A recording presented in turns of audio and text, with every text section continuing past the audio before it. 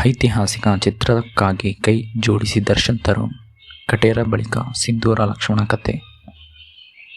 ದರ್ಶನ್ ಅವರ ಐತಿಹಾಸಿಕ ಸಿನಿಮಾದಲ್ಲಿ ನಟಿಸಿರುತ್ತಾರೆ ಎಂದರೆ ಅಭಿಮಾನಿಗಳ ಪಾಲಿಗೆ ಹಬ್ಬ.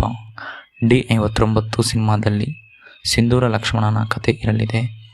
ಈ ಸಿನಿಮಾಗೆ ತರುಣ್ ಸುಧಾಕರ್ ನಿರ್ದೇಶನ ಮಾಡಲಿದ್ದಾರೆ. ಶೈಲಜಾ ನಾಗ್ ಮತ್ತು ಬಿ ಸುರೇಶ್ ಅವರ ನಿರ್ಮಾಣ ಮಾಡಲಿದ್ದಾರೆ. ವಿ ಹರಿಕೃಷ್ಣ ಅವರ ಸಂಗೀತ ನಿರ್ದೇಶನ ಈ ಚಿತ್ರಕ್ಕೆ ಬರಲಿದೆ. ನಟ ಚಾಲೆಂಜಿಂಗ್ ಸ್ಟಾರ್ ದರ್ಶನ್ ಹುಟ್ಟುಹಬ್ಬದ ಪ್ರಯುಕ್ತ ಈ ಸಿನಿಮಾದ ಪೋಸ್ಟರ್ ಬಿಡುಗಡೆ ಮಾಡಲಾಗಿತ್ತು. ದರ್ಶನ್ ಅವರಿಗೆ ಐತಿಹಾಸಿಕ ಮತ್ತು ಪೌರಾಣಿಕ ಸಿನಿಮಾ ಎಂದರೆ ವಿಶೇಷ ಆಸಕ್ತಿ. ಹಾಗಾಗಿ ಅಂತಹ ಸ್ಕ್ರಿಪ್ಟ್ಗಳಿಗೆ ಮೊದಲ ಆದ್ಯತೆ ನೀಡುತ್ತಾರೆ.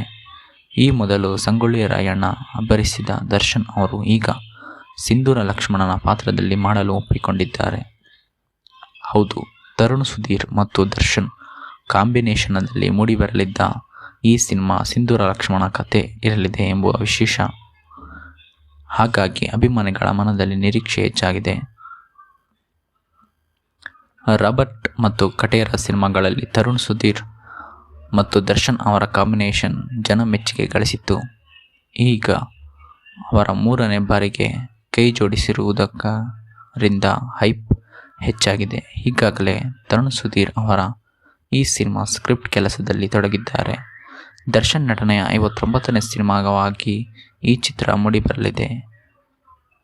ಹೆಚ್ಚಿನ ಮಾಹಿತಿ ತಿಳಿಯಲು ಫ್ಯಾನ್ಸ್ ಕಾದಿದ್ದಾರೆ. ಸದ್ಯದ ಸ್ಕ್ರಿಪ್ಟ್ ಕೆಲಸಗಳು ನಡೆಯುತ್ತಿವೆ.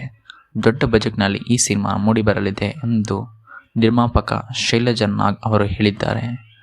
ಈ ಮೊದಲು ದರ್ಶನ್ ನಟಿಸಿದ್ದ ಯಜಮಾನ ಮತ್ತು ಕ್ರಾಂತಿ ಸಿನಿಮಾಗಳಿಗೆ ಮೀಡಿಯಾ ಹೌಸ್ ಸ್ಟುಡಿಯೋ ಸಂಸ್ಥೆಯ ಮೂಲಕ ಶೈಲಜಾ ನಾಗ್ ಮತ್ತು ಬಿ ಸುರೇಶ್ ಅವರು ಬಂಡವಾಳ ಹೂಡಿದ್ದರು. ಈಗ 3ನೇ ಬಾರಿಗೆ ದರ್ಶನ್ ಅಭಿನಯದ ಚಿತ್ರವನ್ನು ನಿರ್ಮಾಣ ಮಾಡಲು ಮುಂದಾಗಿದ್ದಾರೆ. ಈ ಸಿನಿಮಾಗೆ ವಿ ಹರಿಕೃಷ್ಣನ್ ಸಂಗೀತ ನೀಡಲಿದ್ದಾರೆ.